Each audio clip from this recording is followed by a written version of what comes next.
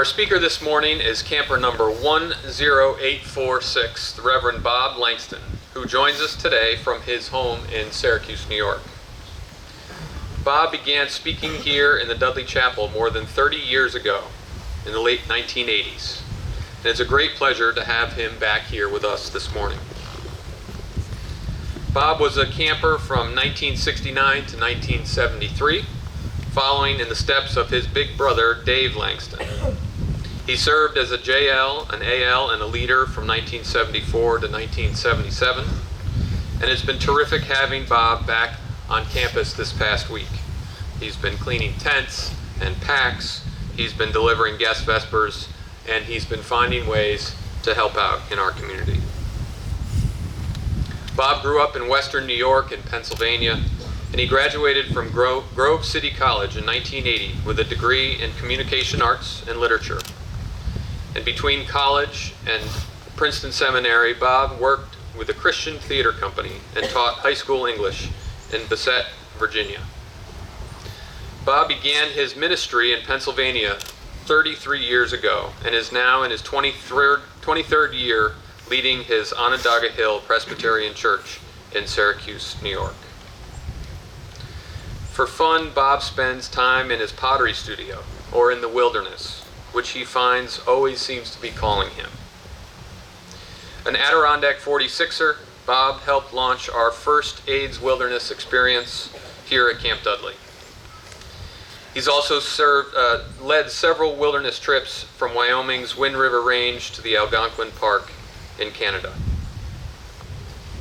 Bob and his wife Karen have two married children, Drew and Julianne, and he's delighted to be coaching his first grandson on the Dudley Cheer, so he'll be ready for the summer of 2027. Please join me in welcoming camper number 10846, the Reverend Bob Langston.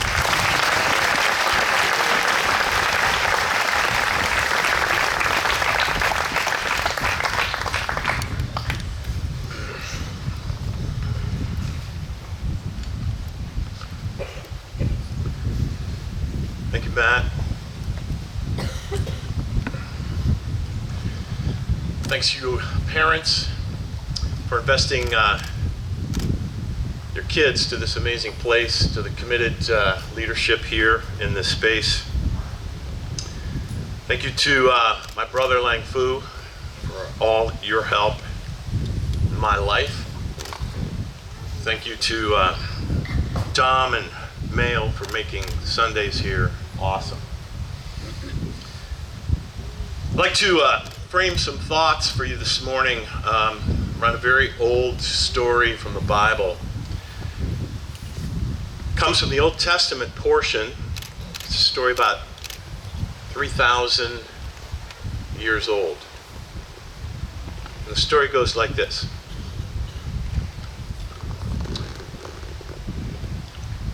One day, the widow of one of the prophets who served Elisha pleaded with Elisha, saying, "My husband who served you is now dead. He greatly loved and faithfully served the one eternal God. You yourself know this to be true. But now a creditor has come, and I have no money to pay him. So he's seeking to take away my only two children and make them work as slaves until the debt is paid off. But even though that is his right, according to our law, it's also his right to keep them after the debt is paid. And I don't want to take that chance. I cannot lose my sons." Then Elijah asked, "Well, do you have any kind of plan? What exactly is it that you want me to do? Do you have anything left of worth in your house?" "I have nothing. Wait, I have one small jar of oil. That's it." Then Elisha replied, "Well, that's a good start. Here's what you need to do. Borrow as many large, empty jars as you can. Ask neighbors for any jars they can give to you. And don't ask for just a few. Be sure to collect a lot of them. Then go into your house and enter a room with only you and your sons. Just you three, no one else. Then shut the door behind you and pour oil from your jar into the empty jars, setting each one aside once they are full. So the widow went away from Elisha and did as she was told.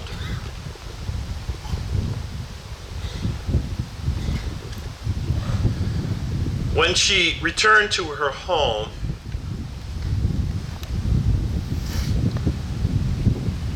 she enclosed herself in a room with her sons. One at a time, her sons held a container before her, and she poured.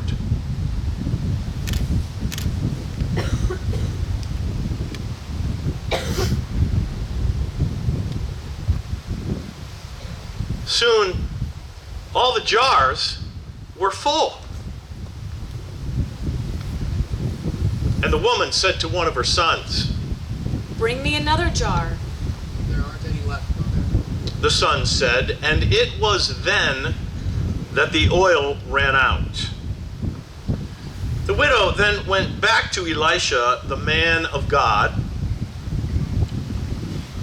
and she told him what had happened.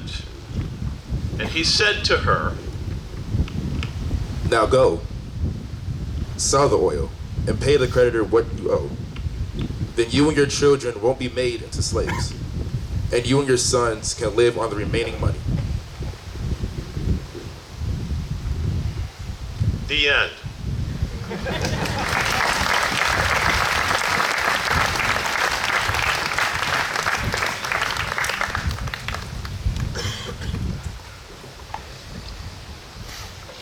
I think there's a bit of grief in this day in the life and times of Camp Dudley.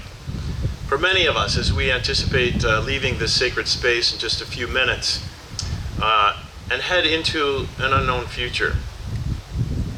Standing here with a bit of a pit in my own stomach, I'm reminiscing a little bit about leaving after 9 summers as a camper and leader here, and then as a parent of a camper and leader, and then many years as chaplain in residence. Well, I remember the lumps in my throat as we rolled down the Dudley Road when camp was over and we headed south on the Northway. The music that we had playing in the car that was meant to distract us from the heaviness in our heart somehow triggered emotions that were already very close to the surface. Emotions that soon took shape in real tears and snot. And of course, this grief has its foundation in the joy that comes from pouring yourself into all of the activities and all of the relationships that are a part of the Dudley experience. And so I think that there might be a little grief among us.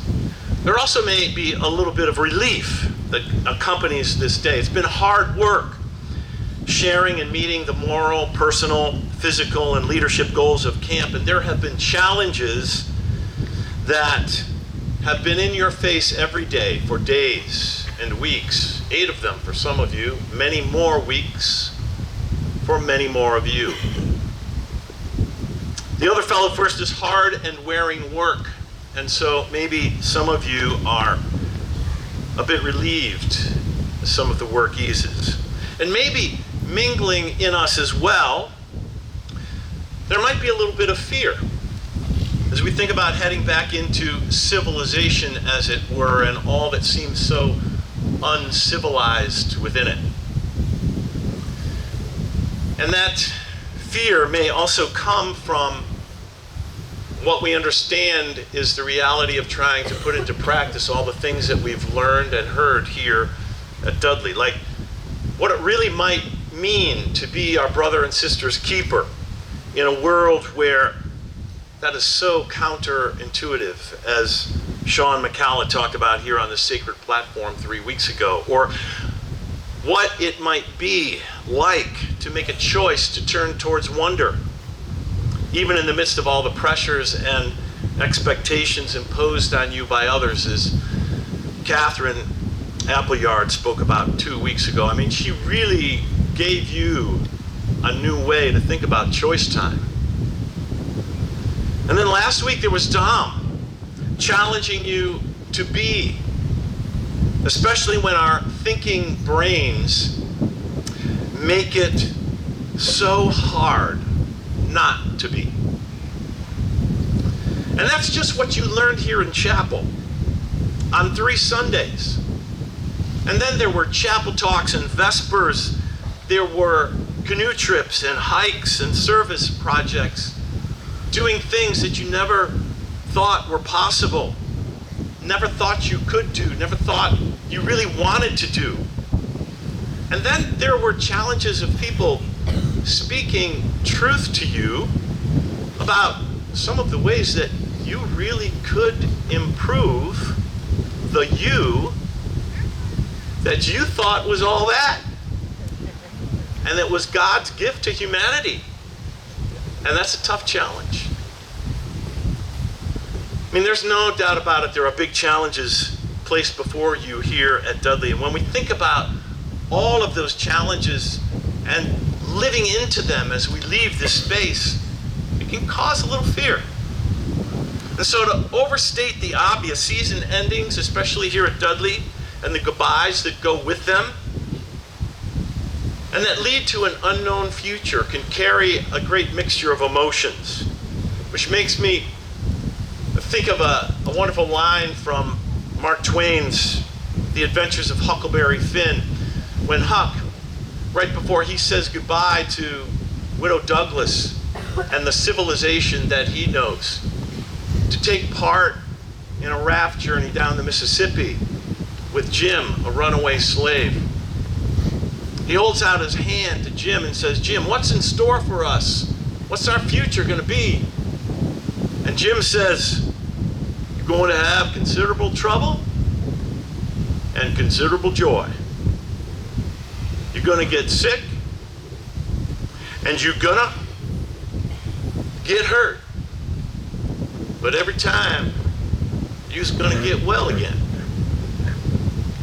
Now, I would want to argue about what getting hurt and getting sick and getting well again all the time really means on a theological level, but I would not argue about his point that there is considerable trouble and considerable joy in all of our life journeys together, both on and off this beautiful campus. And so, in my opinion, this characterizes Mark Twain's Jim as being every bit as prophet-like as the prophet Elijah.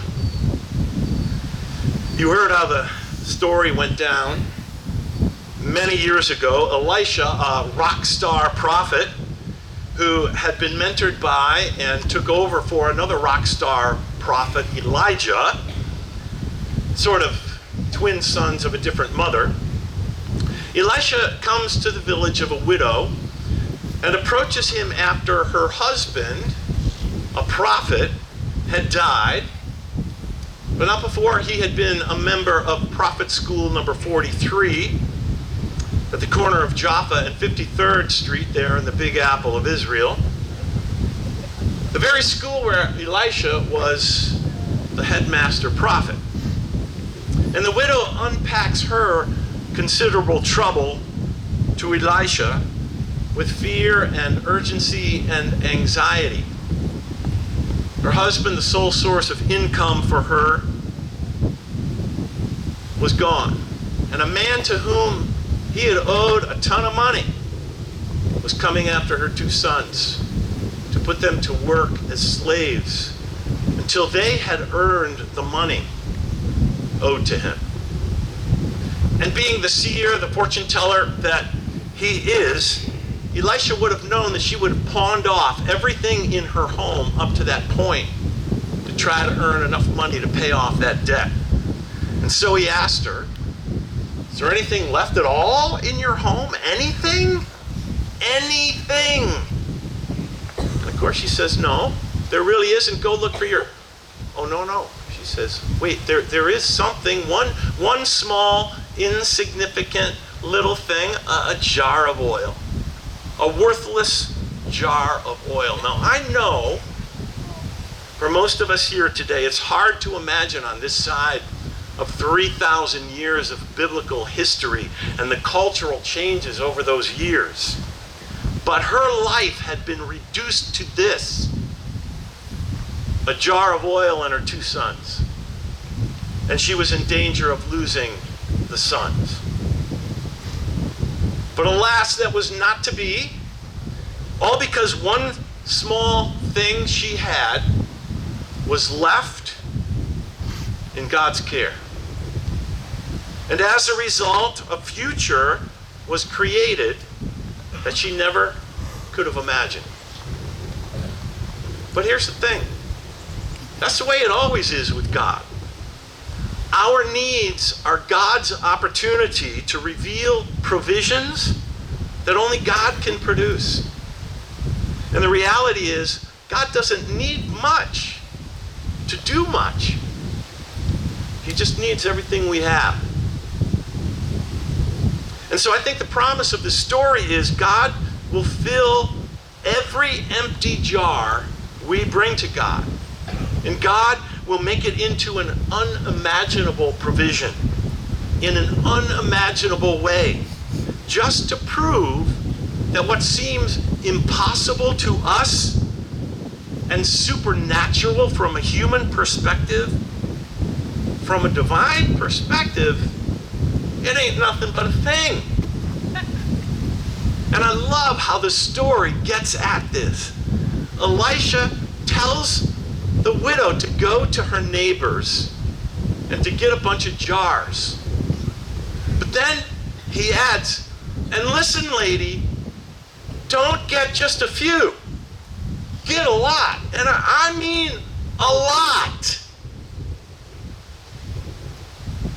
It's as if I think Elijah knows our human tendency to expect too little from God.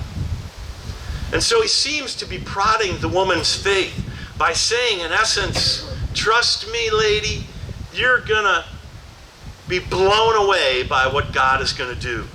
So you better be ready. This is going to be quite a show. Now, don't think for a minute, though, that this show, or to be more theologically correct, this bit of godly intervention is some sleight of hand performed with some strange magic by a prophet who graduated from Hogwarts. Elisha was no Hogwarts grad, nor was he in that room with the woman and her boys waving some elder wand. And I think that he made it a point to tell them that only the 3 of them, the woman and the boys, were to be in that room. And they needed to shut the door behind them so that there'd be absolutely no question about who was doing what and who wasn't. And that whatever ever happened in that room would happen in Elisha's absence, to emphasize what Elisha already knew about the presence and the power of God to provide for people in a way and with an abundance that they never thought possible and never saw coming. So the story is not about the oil.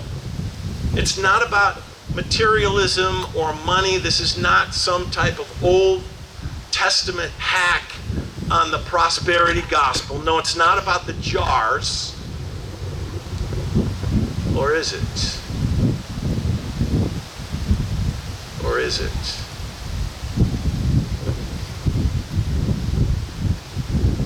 It's about the jars. And it's about emptiness.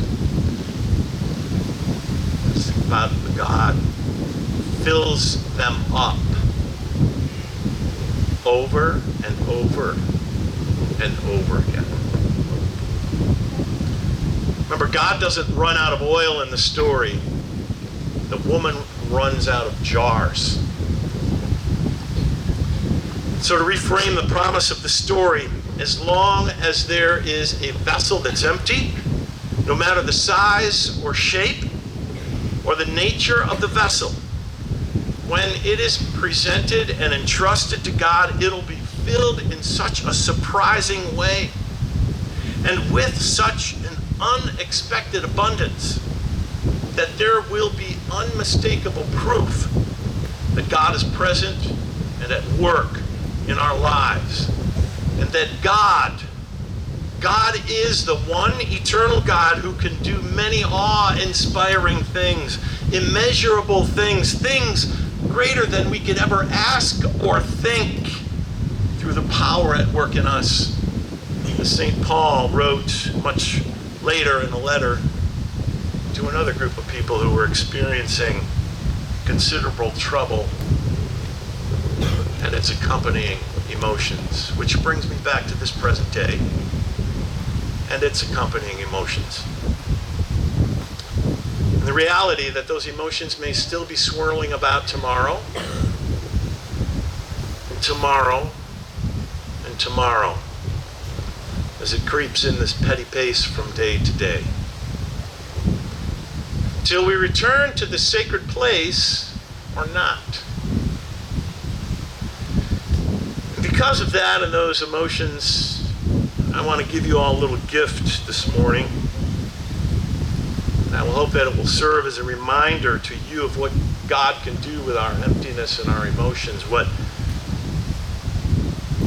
better, perhaps, what God can do with little things. What God can do with jars. So ALs, JLs, please. You were given a little blue bag. You came in today. If you would open those and distribute the contents carefully to your campers. Staff, parents, hopefully you received yours when you came in today. If not, you may grab one when you leave. Quickly.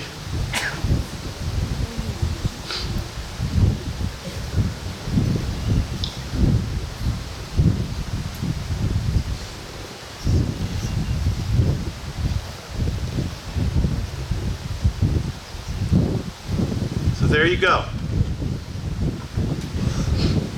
Very little gift. Very little indeed. And here's what I want you to do. I want you to take your little jar home with you and put it in a place where you can see it, maybe even where you might want to grab it at some point in time. Because no doubt, there's going to be a time, maybe even over the next couple of days, certainly over the next couple of weeks or months or years, when you too will be facing a fearful or difficult or desperate situation, very much like the widow in our story. And when that happens, or when you think, or when someone tells you that a person or an experience or an effort is a waste of time, or has limited potential, or is worthless, or when you can't see its face so clear,